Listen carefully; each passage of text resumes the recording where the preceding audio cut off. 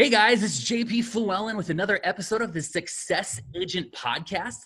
And I'm here today with Chris Prefontaine, and he is here as a special guest. We're kind of blessed to have him here today. He is a best-selling author of the book called New Rules of the Real Estate Investing. Came out in 2017, and he is a coach, trainer. Him and his family actually live and eat and breathe real estate investing. So he's going to tell us today a little bit about his story, how he got into real estate and in the investing game. And we're going to kind of go through some tips, tricks, and tactics and how to really just get tactical in the field of real estate investing. And so Chris, go ahead and tell us a little bit about yourself and in your story. Yeah, thanks, JP. I appreciate it. And sounds like with that lineup, I got my work cut out. So hopefully I can deliver for you.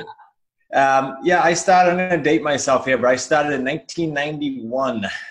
Did some building at that time. Got my realtor's license in 95. 94 probably. Became a broker owner in 95. Built that and sold it to Coldwell Banker in 2000. That was the plan. It was never to be in long term.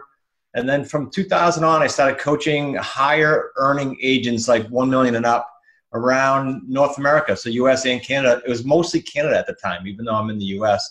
And then along that same path, I was doing my own investments finally. And then the lovely 2008 crash came. So there's a whole chapter in the book about it, but it was awful. But it did cause us to, myself and now my family, my son and son-in-law, caused us to totally re-engineer what we do. I'm not a realtor anymore. I just do my own investments, and same with my son.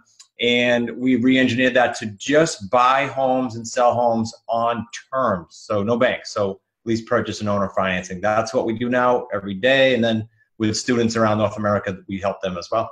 That's a quickie 10,000 foot view. I can go back to any part of that. Nice.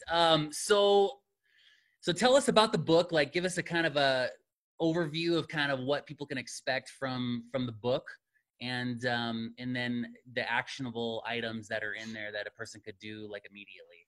Yeah. So there's actually two. That the New Rules was co-authored by my son-in-law Zach and my son Nick. So there's two distinct differences here. That one is cool for, hey, I want to look at all niches, because it's not just the terms niches, a few niches scattered in there, tax liens and all kinds of cool things, but also the mindset piece. Because as you know, you're building a team. I teach the same to all students. Why do some come out of the funnel and do a deal in 30 days and some literally 365 days? All this space between the years, it is. So we work that in there too. Every single chapter has comments from myself and my son and son-in-law where they can go act on something in that particular chapter or niche. And then the real estate on your terms is specifically what we do every day, like A through Z. And for someone that wants to get after it, especially agents, you can literally add this, like tack this on as a profit center almost immediately. We did a huge group of agents last week, like 150 or 200. And it was just to say, hey, there's a profit center lurking out there that you're not getting to. Let's show you how to get into that. So pretty cool.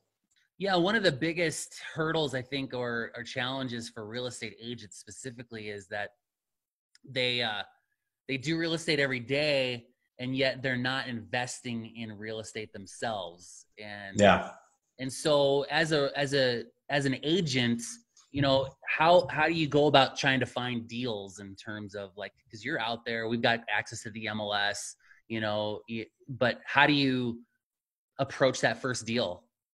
Yeah, this is really good question, applicable, because if I knew what I know now when I was a realtor, I mean, we were doing 100 homes a year. It wasn't like I had a small thing going on, a nice team like you.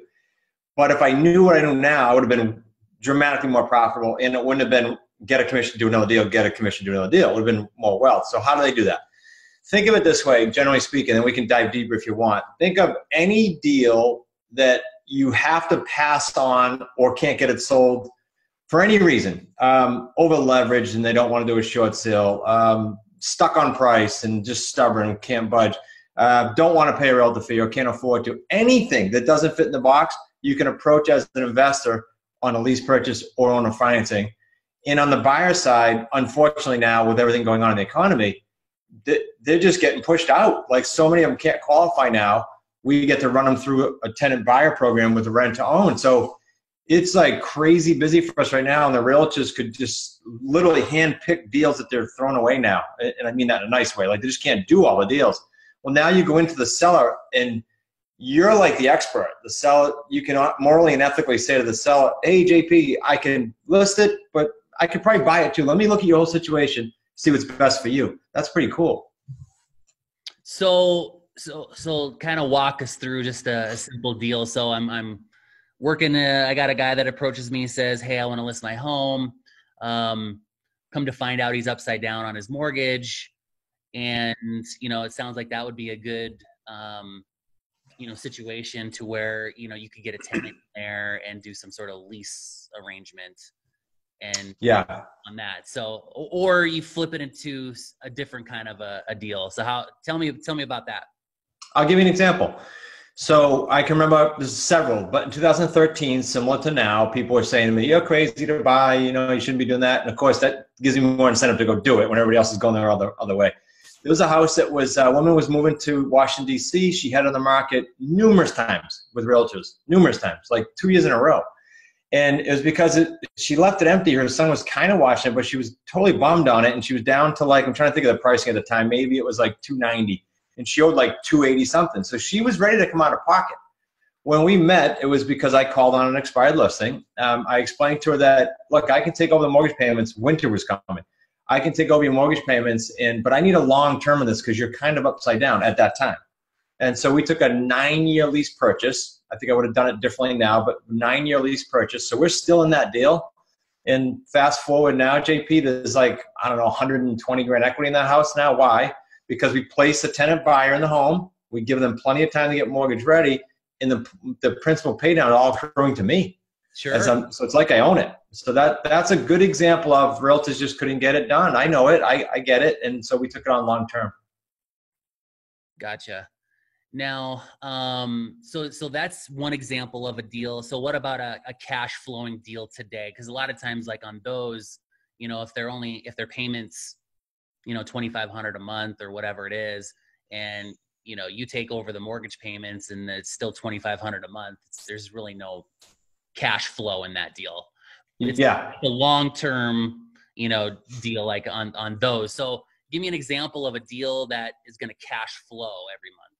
Yep. So that one actually does flow, but all of our deals, this question is good because all our deals do this. And this will get everybody's attention because I was a realtor. It's one check, one deal. Yeah. There's 3 paydays per deal. 3. So we install a tenant buyer if they're qualified and if they look like they'll be mortgage ready with our pre-qualification process within the time frame that works for our seller and me. Then we do this. We get a non-refundable down payment. Our average is around 28 grand. Sometimes that's up front. Sometimes it's over time. They keep paying in with tax refunds and whatnot. So payday 1. Payday 2 is what you alluded to, the difference between I'm paying the underlying debt or a seller directly, if it's an owner financing, and I'm collecting that plus some from the tenant buyer. And we don't take the deal if that doesn't work, right? If there's no spread. So payday 2 is the spread. That's smaller for us in this area, like $308 a month, but that adds up. I mean, we've got 50, 60 of these. Then the third payday is pretty interesting because the third payday is going to be the markup in the property, but more importantly, the principal pay down factor. So the longer that term goes, the more I get that. And so our 3 paydays average 75 grand per house, and our students around the country range from a low of 45 grand to a high of 250 and up, depending on the price range. Well, that's neat as a realtor because you have your listings and your sales, but then you have 3 paydays that start to stagger themselves out for 2, 3, 4, 5, 8 years. That's when it becomes pretty neat for the paydays. I don't know if that helps you see the picture there. Sure. So basically you've become a bank, if you will, yourself. Sort of. It's like a middleman because the 50 or 60 properties we have, I'm not on and never will be personally. This is an important point coming out of the crash and going into any cycle. We don't go on personally. We're paying in the loans in someone else's name, or we're paying and we're not on it personally. So yes, we're in between managing money and managing flow. So that makes it an infinite return if you think about it, other than time. Interesting. So if you're not on any of the mortgages, because you hear a lot of the guys out there that are in investing, they talk about creating trust accounts and creating these trusts. And then, having the owners sign into a trust. We're not talking about stuff like that, right? No, I know how to do it, but it's not like a lot of that's. I don't want to poo-poo on anyone, but a lot of that's a bit of a shell game. I mean, you can hide stuff, but if something was wrong, you gotta morally, ethically, answer those questions. You can't hide stuff. Of course. So it just doesn't. We just do things simple in an LLC or a basic trust. But yeah, it's simple. Gotcha. So okay, so if a person's brand new, let's say they're a brand new realtor, they're brand new, trying to get into real estate, they're trying to not only sell houses and buy, help owners and buyers, but they're also trying to look for that first investment deal. What is a person should be looking for? I would, if you're brand new, especially if you want to control your cash flow, I would focus on two things. I'd focus on the lease purchase world instead of the owner financing, because lease purchase is like a $10 deposit we have built in. And as far as the seller side, I'd have the radar up. Like, what's neat about realtors is you're already looking for deals. I would just have your radar up for deals that other realtors can't do, like some of them that you and I talked about, and approach that as the expert. Look, during this time frame right now, JP, more than ever, and there's surveys on this already, people need and want and yearn for like the expert, the guide. And when you start knowing how to do terms deals and you're a realtor, you're the expert. Like, there's not many competitive realtors in your area that will be able to compete with you, because you have almost any deal with a seller. You can walk in and go, I can do it this way or this way. Not, sorry, I can't list it based on what, the numbers or whatever. Well, that's what I would do. Just have your radar up for things that other realtors can't do, and then learn how to do terms, basically. So basically you have your book basically goes through how to set up a terms deal. Yeah, the real estate on your terms is basically what we do. Like, I hold nothing back. It's what we do. Nice. And then, of course, I'm big on free, JP. So as you and I talked about, we'll give some books away in the show notes, but also they can go on like YouTube, and there's like 100 and I don't know what it's up to now, 110 deals that we show. Like, it's not, oh, these are all the great ones. We show the good, the bad, the challenges, and it's called Deal Structure Sunday. Every Sunday we post one, and just go camp out there for free and go, hey, does this look like something that I'm probably going to run into? That'll get the realtors thinking. Yeah. It's so often that, what holds a lot of real estate agents back is having that big upfront, 20, 25% down payment to try to do some sort of, investment property deal. And don't not about, that. And also they're also caught up in, well, if I want to get into the flipping game, well then, I could lose all my money or some of my money or make no money or, feel disappointed. And then, flipping houses is just like selling property. You got to keep doing it. Keep flipping the check, keep flipping. You got it. No residual income there. Yeah. So I have nothing against flipping, JP, but to your point, you're dead on. But I have friends on my podcast like you that do that. So I have nothing against it. The fact is, if you don't get that thing to scale like big, you don't have a business, you have a job. Like you said, you might as well just sell the houses as a realtor. But when you can start putting terms deals together where you have that 3 payday component, it's a different world. So on any of your deals, you continue to hold all of them? Have you sold any of them? Yeah, they cash out. Some of them, unfortunately, because we'll structure 2, 3, 5-year deals. And if we have a longer term, we'll say to the tenant buyer, look, I know they said you could be ready in 2 or 3 years, but we're going to leave you in here for 4 or 5. Like, we give them breathing room, and they usually like it. But you do get that occasional call. Like, we have 2 coming up next month, 2 cash outs. We call them payday 3 cash outs. So we applaud that, because the deal is we want to get these buyers to the finish line. That's nice. So we do applaud that. And then that payday 3 is always nice for us, but the longer it goes, it's even better. But yeah, they cash out. So that's why I said you have like essentially a spreadsheet that says, hey, I got now money. I got money over time that grows every deal. And then the third payday, they're staggered out like a few years out. That's pretty cool. So you can get off the treadmill like for 6 months if you want. You can predictably do that. So what happens when you have a tenant deal that they just can't get it together?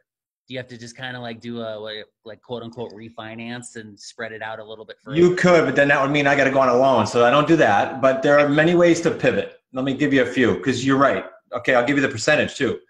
2 to 5% of our deals in a given year, they'll have a life event. Like, it happens, right? As much as we can do to safeguard it, the more time you give them, they can have a death, a divorce, a job reload.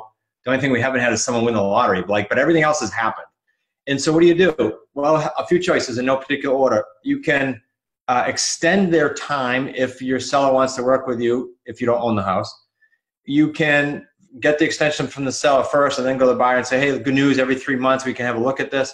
Or if they just default and they're gone from a life event, you can sell it off conventionally with a realtor. We do a lot of that with realtors.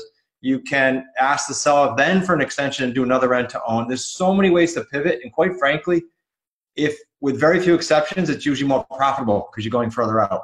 So it's not a bad thing. You just have to learn how to pivot. I use that word a lot today, but yeah, there's ways out. Nice. So in terms of like leverage, and I'm sure you guys have some sort of marketing that you're doing. So tell us a little bit about that piece of it, like, pulling in deals that are maybe not ones that are right in front of you. Yeah. Get people to reach out to you. So kind of tell us a little bit about that. Sure. A couple things. The good news is, unlike wholesalers and flippers who do, like a lot of my friends are doing 10,000 a month, 20,000 a month on mailings, we don't. We do. We have virtual assistants who will call on the for rent by owner, for sale by owner, and the expired. So not too different from a realtor. And then if there's not enough leads in that, but you'd be hard pressed. Like usually in your 50-mile radius, I call it, there's enough leads. If not, then we get niched. So we'll pick things like out-of-state owners and free and clear properties. I love free and clear property, and a third of the United States has free and clear property. A third of the properties. Why are those cool? Because you can, let's say you have a free and clear property, no mortgage on it, JP. I buy that, but I buy it instead of a lease purchase. I buy it owner financing, so you hold the mortgage, but I make monthly principal payments to you, no interest. So we have an oceanfront not far from here. We pay $2,500 a month. That comes right off the principal. We bought it for $900-something thousand with next to nothing down, which is what we do. Well, that's neat because if you took out a loan, as you know, the amortization, you get peanuts in principal. That's it. So if you can do a deal for free and clear properties, get those leads in, and there's plenty in your market, then you're talking six-figure deals every time. As long as that house is over 200 grand and you're going at least 4 years, you get a six-figure deal over the term. Nice. So, okay. So you probably don't get this question very often. How do you work in areas where there's no public data? As far as research and getting these things together? Because I live in a non-disclosure state. So like a lot of your public records, data like that usually is on a website, or, there's companies out there that are purchasing this information. It's very difficult to do. And there's about 14 states, I believe, that are non-disclosure states. So how do you work in those kinds of states? I just need, to be honest with you, most of these deals, I need, on the lease purchase side, I need a copy of the latest mortgage statement. And that'll tell me, especially if everything is escrow, that everything's up to date. Then if I move forward, we're going to run a snapshot title anyway. Tell me what's on the property. That's really all I need to know. On a financing deal or a deal we're buying subject to existing financing, I need that, plus I need a full title run, right, before I buy it, like you would any house. Other than that, I don't need to do too much. In fact, we tell our students, some of them try to sit there and analyze every deal before they even call someone. It's a waste of time. You're just looking to see if someone's open for terms, and I'll give you a script just to tell you what I mean. So I call you, and you're either expired for rent by owner, for sale by owner, doesn't matter.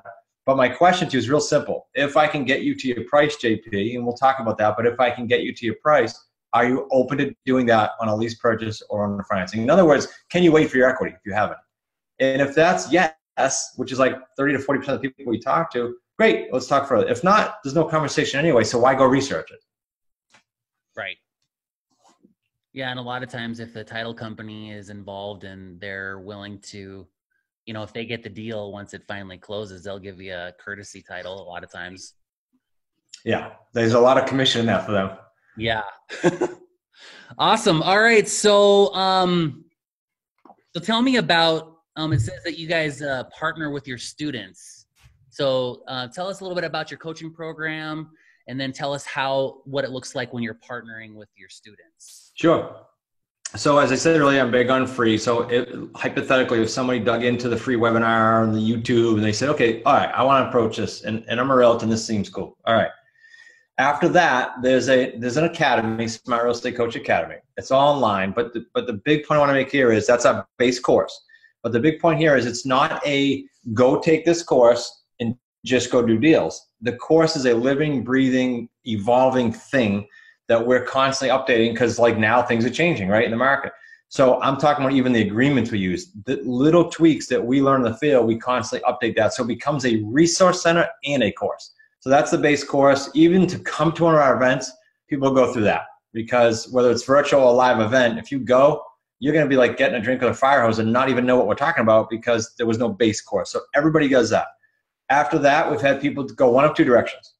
One, they go do deals on their own. We love it. They report to us. It's really neat.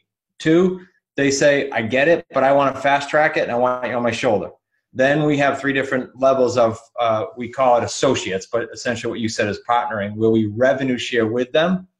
But it's not for life. Like you don't need us for life. You need us to do your first handful of deals and then you go, got it, and you're off and running. So usually that equates to about 10 deals. By then you got a good grip on it. So there's different ways of looking at that or different ways to participate in that rather. But we only do it those two ways, JP. Like we don't do masterminds and things like that unless they're a revenue share partner with us because we have a mission as a company, and that's not to sell stuff or to put people in mastermind. It's to do deals. So every decision we make is to do deals, and that's why we've structured that. Well, and you learn the most from how to do these by doing the deals. Yeah, big time. You know, talking about it is so theoretical that it's like your experience might be different than my experience, and you might have all easy deals and I have all super hard deals, you know, complicated deals. So for us to sit there and go back and forth isn't getting anything done. You know, it's doing the work. You know, I agree. And that actually is why and how we got to this conversation, because I won't call anyone out, but there's just too many courses out there, as you know, in realtor specific and in investing, both, that it's all looks great and shiny and fluffy. And then you go out in the real world and you go, whoa, they didn't tell me that. And there's a whole chapter in my book that's called What Can Go Wrong. And I've actually been criticized by other educators going, why are you doing that? You're going to scare people away. No, we're going to tell them like this stuff happens and we're here to help you get through it, you know? Well, and it's got to be tactical. It's got to be hands-on. It has to be actionable. There's so many out there that are, it's all like you're reading it, you're halfway through, you still haven't read anything that's tactical yet. Right. And then you're like, but if you really want to get tactical, read my other book. And then you read that one and it's the same thing over again. And so it's like, no, tell me how to do it, you know? And so, yeah. And if you always have that attitude of helping people, you know, it's always going to come back, you know, and that's what's the beauty of actually giving tangible, because we get so much of the fluff already throughout our. I agree. So I'm the opposite. So one of our core values is clear, blunt, and to the point. We are so like, I just want to tell you how to do it. I probably skip some of the fluff that I probably should throw in there. Like here's how it works. We're very blunt and to the point. Nice. Okay. So I am, let's say I'm not a realtor. I have $500 and lots of ambition, that I really just want to get in the real estate investing game. I want to go out there. I want to try to find deals. Just give me like a 5-minute rundown, start to finish. This is how I'm going to do this. Go. Okay. So I'm going to assume there's a base knowledge there, like I said, from the course. And here's what we're going to do. You're going to, let's pick a niche. Let's pick just expireds. Let's keep this very simple. So you run your expireds. You call and use the script that I just used to you, saying, I know it didn't sell, but if it did, where are you going? And if it does sell, can you wait for your equity? Okay. If they're open, then what? Then you send them what we call a sell doc. It's just a description of terms. It's one page. We give it to them in the course. They put their name on it. So then that goes to them, and that tells the seller, like, what does this mean? What does lease purchase mean? What does terms mean? And why? And it's even been updated with COVID applications because it's even more readily available. Okay, so if they're open for that, then you learn how to, on the free YouTube channel, you learn how to structure those deals. Like, what would you tell them? And I'll give you an example. If someone owed, let's use $300,000 house, it was expired, didn't sell, and they owe $250,000. So they think they got 50 grand in there, but now in their mind, that's probably disintegrating, right? So I said to them, no worry. If you'll go a long enough term, I'm going to do two things at the end of the term. I'm going to give you the full 50, Like, you didn't get it. It's an expired listing. But I'm going to give you that full 50. That's what gets their attention. And I'm going to pay off your loan. Now, your loan's not going to be 250 anymore, right? So that's where we benefit. But they're happy, and we're happy because of that. If they agree to the term, you make that agreement contingent upon you finding your tenant buyer, and then you expose the house to rent to own. And people say, well, that's the hard part, right? No, the hard part is getting the property. The easy part is saying to the 82, probably higher now, % of the buyers out there that can't get loans today, you can go this route and eventually be mortgage ready with us. And the plethora of calls you get is inundating, quite frankly. And then there's a whole system in the course that shows you how to capitalize on the buyer. And then we marry this all together. Depending on the term, you have yourself a payday 1 now, a payday 2 over time every month, and a payday 3 that could be 3 or 4 years out. That's an expired deal in a nutshell. Nice. So if I don't have access to expireds, and I'm not a real estate agent, then what's the route there? There's actually, when I started doing terms, you had to be a realtor. Now you don't have to. On our site, there's a resource center, and the company we use is My Plus Leads, and we get expired for rent by owner and for sale by owner, all 3 now. They don't have to be licensed. Wow. Yeah, pretty simple. And it wasn't. We used to have to go to, like, my son was a realtor still then. We had Red X, but now you can get it. Wow. Nice. So tell us a little bit about your pivoting in 08. Like, what were you doing prior to 08? What were you doing during 08 and beyond? And then how did that prepare you for this COVID crisis? Yeah. So you just want to throw some salt in that wound, right? From 08. Yeah. Thank you. Well, prior to 08, it was what you alluded to, JP. It was, I like everyone else, thought 20% down, 25% down, go buy it, cash flow it, save up, or get an investor and do it again. Well, when the market went down by 1/3, one of my projects went down by 2/3. It was a condominium conversion project, and talk about a nightmare. Where do you think the banks go? They go to who are assigned personally. So I was on 22, 23 properties personally. So from February of 08, I remember it like it was yesterday, like a light switch went off. It went for 4 years until February of 12. I had to work out of those 22, 23 properties.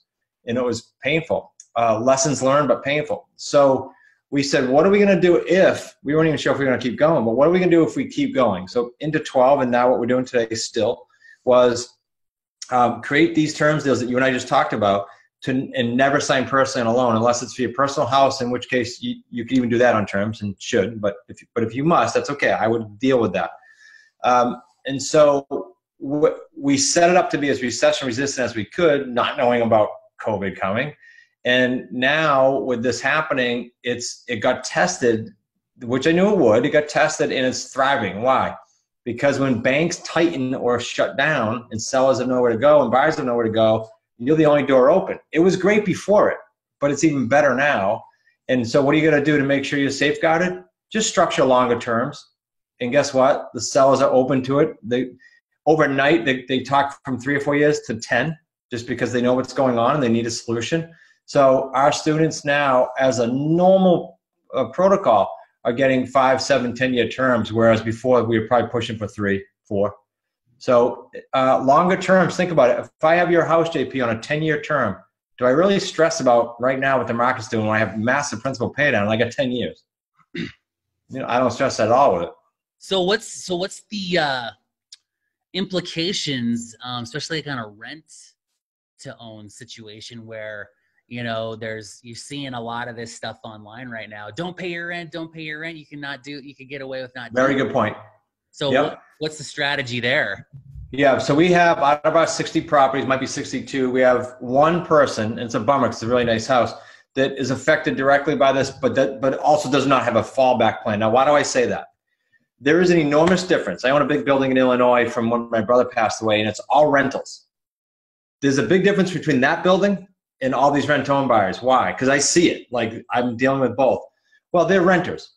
So if the government says, or the town or the county says, or the governor says, hey, don't pay your rent, you're okay, they're not going to pay it, most of them. Right. The tenant buyer situation is different because the tenant buyer has a purchase contract. It's basically a delayed purchase contract with the rent to own being the vehicle, the pathway to get there. So they're buyers. So that's like the responsibility is totally different, as you probably know, if you have a rental, even one rental. So we've found just this one person was directly related to the subcontractor. All the other buyers are paying, and even paying their scheduled deposits for their payday ones. And so my answer is, I think it's because they're buyers and they act responsible. They don't want to lose their option to purchase. Yes, the government's saying you can stop your rent, but the government can't control the purchase agreement. Now, morally and ethically, do we want to work with them? Yeah. So if someone's late or said, hey, I might need a month, we go, okay, no problem. As long as we're communicating, that's all.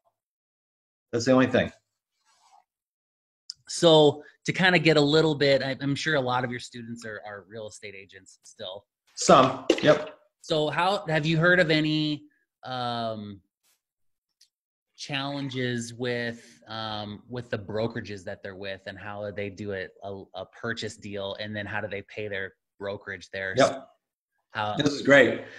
I've seen two things happen. I've seen, because I was on both ends of it, I've seen the broker owner totally get it, and not only say to them one of two things: either do it in your LLC, I'm cool with it, because it's technically like building homes or something else. You don't have to do it through the broker. That's a conversation you have to have.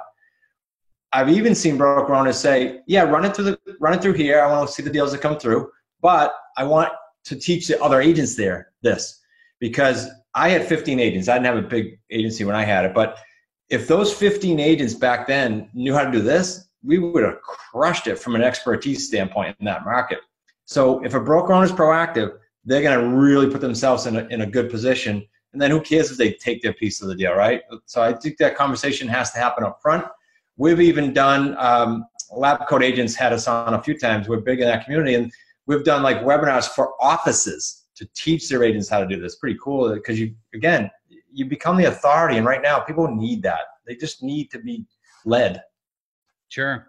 Yeah, it's amazing. Like there's so many ways to do real estate. It's just mind blowing. And this niche within niche within niche, right? Yeah, it just goes further down the funnel, and and there's several ways to make money in this business, and it's just a blessing and a curse sometimes, because sometimes you get so much that you can't do all the deals, because some of them are super complicated, because there's a death, and there's probate, and then there's all these other things, and courts and attorneys, and all that stuff. So as most of your documents have been vetted by an attorney?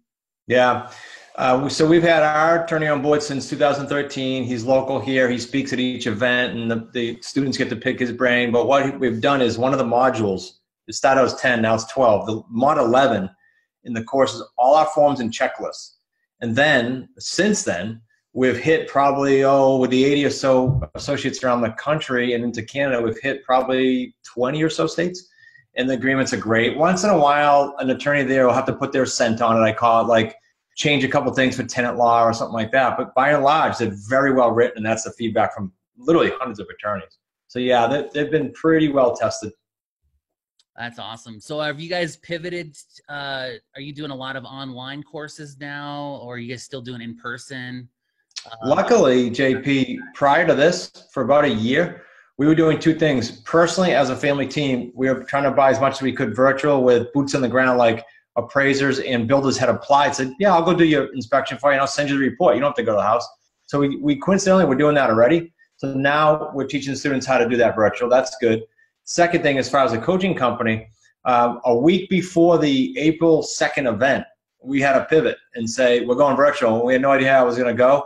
Well, our attendance went up 3.5 times. Our sales went up 3.5 times, because people now are saying, I love the community. Like, they're like family, these guys, our community. They said, I love the community, but we actually talk more virtually, because we would put them in breakout rooms all day long and giving them assignments.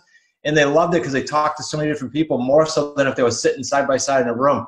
So right now we're still virtual. We have a big event in September. We only do 2 a year. And so we're going to be virtual there. And who knows for next spring, right? You and I, we don't know that. I would be on a beach somewhere, right? Right. I hope so. Yeah, we don't know that answer. So. Well, awesome. Well, Chris, this has been fantastic, man. I appreciate it. This is a lot of knowledge. I think our listeners are going to get a lot of value out of what they're able to hear today. I hope so. If there was one big takeaway that you could give to our audience today, what would that be? This kind of wraps up what we talked about, I guess, when you say that. So it would be this. I know there are realtors, or a lot of people are, but do this. it doesn't matter if it's a restaurant. Like, find something, in this case, a niche that you like. To your earlier point, there's too many shiny objects. Like, don't get distracted. Get a niche you like. Then find someone in that niche, number two, that is doing it and is currently doing it, not 20 years ago. Like, they're in the trenches, like you are with your team. Third, then follow them with blinders on for 36 months and not let that shiny object syndrome get in the way that you alluded to. So find the niche, get the person in that niche that can help you, like, hands-on now. And third, don't deviate for 36 months. That formula, I don't care what business you're starting, you'll have a great experience. Anything short of that, you're kind of winging it. Absolutely. I would totally agree. If people want to learn more about your coaching program or just want to reach out to you or your team, what's the best way to get a hold of you? I'll go on a limb here with COVID and put a link out for a call, but I'll also give you a site. So they can go to smartrealestatecoach.com. If they don't mind dealing with listening to me for another hour, there's a free webinar. It's free. I'm big on that. They can, if they want to call, because the realtors I can dive deeper with, right? So if they want a personal call, myself or my son-in-law, Zach, will be the only two doing it. You go to smartrealestatecoach.com/action. It'll just ask them like 2 or 3 things so we know, hey, have you done deals? Have you not done? And then we'll jump on a call with you. So I know that's probably putting a lot out there to your audience, but I will handle it. We'll get the calls done. Happy to help. Awesome. All right, Chris. Well, I appreciate your time today. And for those of you guys that want to get a copy of any of Chris's books, I believe that they're going to be a link in the description. There's instructions there. And we appreciate you guys hanging out with us today. And we'll catch you guys all in the next episode of the Success Agent Podcast. Thanks, JP. You're welcome.